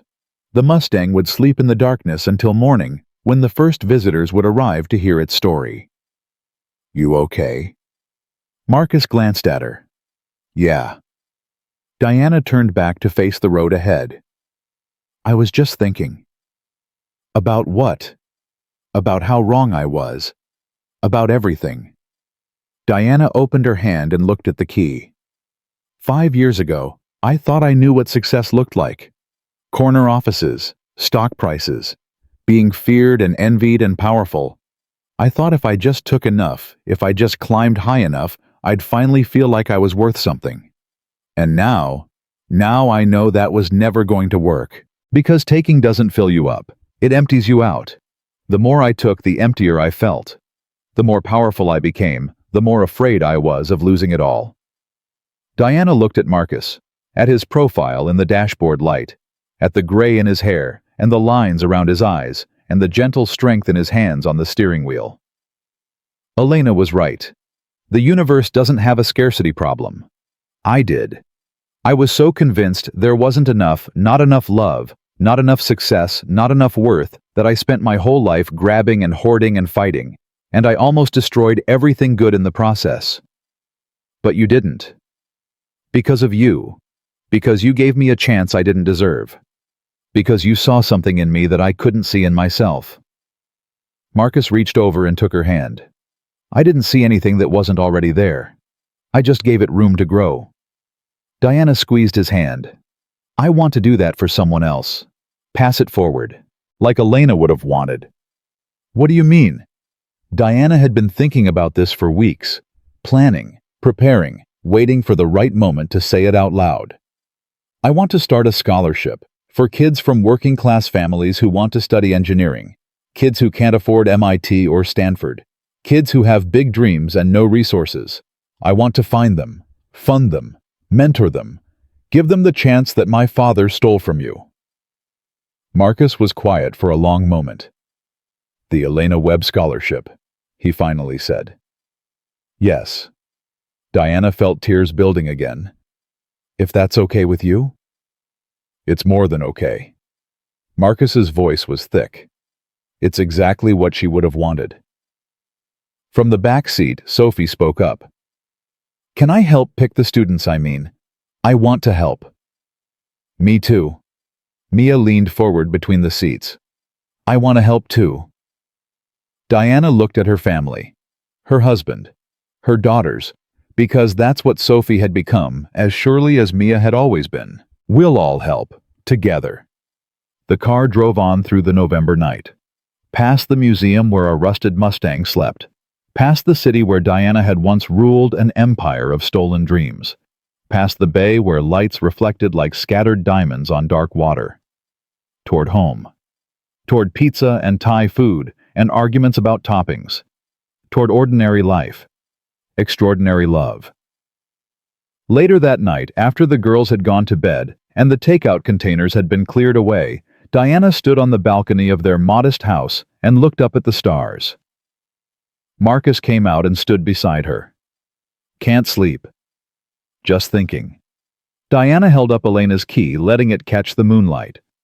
About how strange life is. How the worst things that happen to us can become the best things, if we let them. Elena used to say that. Marcus's voice was soft with memory. She used to say that the universe is constantly offering us chances to transform. Most people don't take them because transformation is painful. It requires letting go of who we thought we were, becoming someone we don't recognize. She was smart. She was brilliant. Marcus paused. And so are you. Diana laughed. I don't know about that. I do. Marcus turned to face her. Do you know what impressed me most about you? It wasn't building the engine. It wasn't the press conference or the Boeing deal or any of the business stuff. Then what? The first morning you showed up at Aurora Dynamics.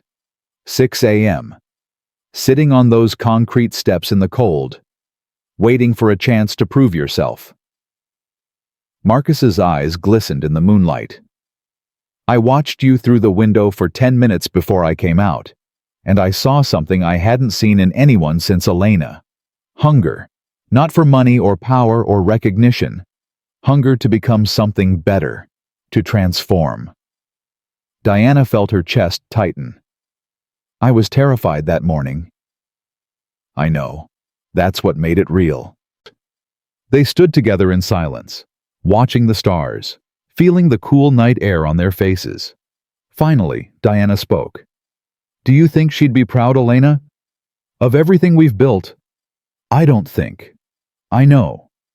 Marcus put his arm around her. She's been with us the whole time. Every engine we've built, every plane that's taken off, every life that's been changed. She's there. In all of it. Diana leaned into him. I'm going to spend the rest of my life trying to deserve this. You, the girls, the work, all of it. You already do deserve it. Marcus kissed the top of her head. You just had to learn to see it. They stayed on the balcony until the cold drove them inside. But before Diana went to bed, she did something she'd started doing every night since the museum ceremony. She held Elena's key in both hands, closed her eyes, and whispered, Thank you for everything, for the engine, for the philosophy, for Marcus, for this life. I promise I'll keep building, keep transforming, keep passing it forward, until there's nothing left of who I was, and everything is who I've become. Then she set the key on her nightstand, climbed into bed beside her husband, and slept the deep, dreamless sleep of someone who had finally found peace. The next morning, Diana woke early. She made coffee, watched the sunrise through the kitchen window, and thought about all the work that still needed to be done. Aurora Dynamics was growing every day. New partnerships, new applications, new challenges. The world was changing faster than anyone had predicted, and clean energy was at the center of everything. But Diana wasn't thinking about business. She was thinking about a rusted Mustang in a museum, a key on her nightstand, a woman she'd never met who had changed her life forever. And she was thinking about the story she would tell, not just in speeches or interviews or press conferences, but in the way she lived, the choices she made, the person she became every single day. Because that was Elena's real legacy. Not the engine, not the technology, not even the planes flying around the world with her name on their tails. Elena's legacy was the belief that transformation is always possible, that the worst version of ourselves doesn't have to be the final version, that waste can become wealth, that loss can become gain, that love is stronger than hate, and that building is always better than taking. Diana picked up her coffee and walked out to the balcony. The sun was rising over the bay, golden light spreading across the water. A new day beginning. Somewhere out there, planes were taking off with Aurora engines. Engineers were working on new applications. Students were studying on scholarships funded by the Elena Webb Foundation. And millions of people were living better lives because a janitor had refused to let his wife's dream die. Diana smiled. She had been so wrong about so many things. She had thought that rusted Mustang was junk. She had thought that quiet janitor was nobody. She had thought that power came from taking. She had thought that success meant climbing over everyone else. She had been wrong about all of it. And being wrong, being completely, utterly, humiliatingly wrong, had been the best thing that ever happened to her. Because it had forced her to change, to transform, to become someone worth becoming. Marcus appeared beside her, still sleepy, coffee in hand. "You're up early." "Couldn't sleep." Diana leaned into him. "Too much to think about." "Good thoughts or bad thoughts?" "Good thoughts." Diana smiled. "Really good thoughts." They stood together, watching the sunrise, ready for whatever came next. Some revolutions start with a bang, others start with a whisper, and some, the ones that matter most, start with a rusted old car in a parking lot. An engine that shouldn't exist, and two people brave enough to believe that even the most broken things can be made to run again. The janitor got his justice. The CEO found her redemption. And the old car that everyone laughed at became the machine that changed the world. Because in the end, every engine, every person, every broken thing has the potential to be reborn. All it takes is someone willing to turn the key